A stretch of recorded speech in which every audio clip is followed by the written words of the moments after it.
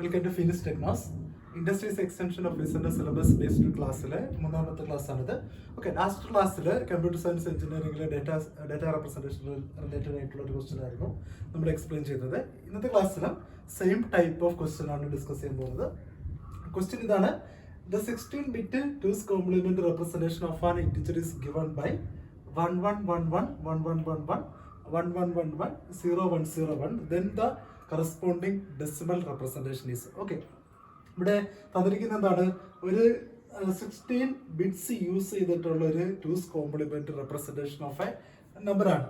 Okay, 2's complement representationന്റെ എന്താണ് പർട്ടിക്കുലാരിറ്റി last ക്ലാസ്സിൽ നമ്മൾ പറഞ്ഞിട്ടുണ്ടായിരുന്നു. എന്താണ് പറഞ്ഞത്?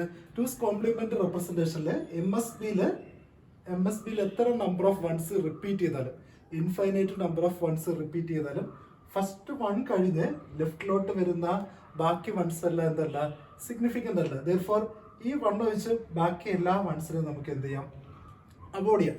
ഇൻ ബിറ്റ്വീൻ ഒരു 0 വന്നാൽ എന്താണ്, ആ 0 വരെയുള്ള വൺസ് എന്തായിരിക്കും, വീണ്ടും സിഗ്നിഫിക്കൻ്റ് ബിറ്റ് ആയിരിക്കും. ദെർഫോർ 1 മാത്രം എം എസ് ബി കഴിഞ്ഞിട്ട് വീണ്ടും റിപ്പീറ്റ് ചെയ്താൽ മാത്രമാണ് നമുക്ക് എന്ത് ചെയ്യാൻ പറ്റുന്നത്, 2's complementൽ നെഗ്ലക്ട് ചെയ്യാൻ പറ്റുന്നത്. അതിന്റെ റീസൺ എന്താണ്? ഈ നമ്പറിന്റെ 2's complement എടുക്കുമ്പം ഓൾറെഡി ഈ എം എസ് ബിയിലുള്ള വൺസ് കഴിഞ്ഞ് ബാക്കി വരുന്ന എല്ലാ വൺസും എന്തായിട്ട് പോകും, 0 ആയിട്ട് പോകും. ദെർഫോർ ഈ കറസ്പോണ്ടിങ് റെപ്രസെന്റേഷനിലും ലെഫ്റ്റിലോട്ട് വരുന്ന വൺസിനെ നമ്മൾ നെഗ്ലക്ട് ചെയ്താൽ ബാക്കിയുള്ള നമ്പർ ഓഫ് ബിറ്റ്സ് ആക്ച്വലി എത്രയേ ഉള്ളൂ, 10101 ഉള്ളൂ.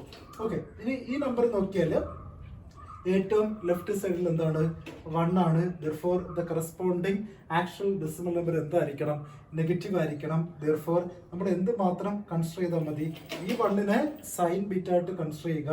ബാക്കിയുള്ള 0101ന്റെ കറസ്പോണ്ടിങ് 2's complement കണ്ടുപിടിക്കുക.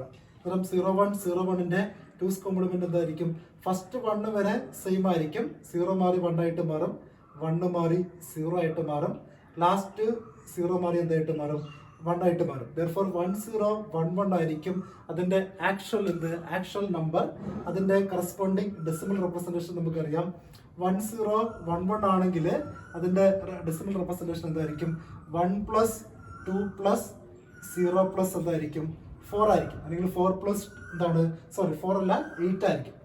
ഓക്കെ, അന്നേരം 8 + 2 + 1 ആയിരിക്കും അതിന്റെ ആക്ച്വൽ ഡെസിമൽ നമ്പർ. ദെർഫോർ 11 ആയിരിക്കും അതിന്റെ കറസ്പോണ്ടിങ് ഡെസിമൽ നമ്പർ. ഇവിടെ എം എസ് ബി 1 ആയതുകൊണ്ട് അതെന്തായിരിക്കും, -11 ആയിരിക്കും, അല്ലെങ്കിൽ -11 ആയിരിക്കും ആൻസർ. ഓക്കെ, ഇവിടെ ഓർത്തിരിക്കേണ്ട കോൺസെപ്റ്റ് എന്താണ്, ഒരു 2's complement റെപ്രസെന്റേഷനിൽ എം എസ് ബിയിൽ 1 ആണെങ്കിൽ അതിന്റെ ലെഫ്റ്റിലോട്ട് റിപ്പീറ്റ് ചെയ്ത വൺസ് ഒരിക്കലും എന്തല്ല, സിഗ്നിഫിക്കൻ്റ് അല്ല. ദെർഫോർ ഈ വൺസിനെ ഫുള്ള് നമുക്ക് എന്ത് ചെയ്യാം, നെഗ്ലക്ട് ചെയ്യാം.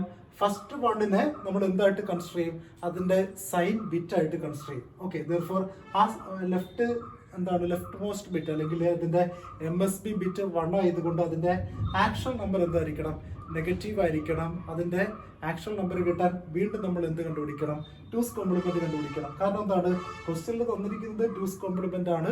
2's complement of 2's complement ആയിരിക്കും ആക്ച്വൽ നമ്പർ. ദെർഫോർ ആ കറസ്പോണ്ടിങ് നമ്പറിന്റെ 2's complement എന്ത് വരും, 1011 വരും. അതിന്റെ ഡെസിമൽ നമ്പർ 11 ആയിരിക്കും.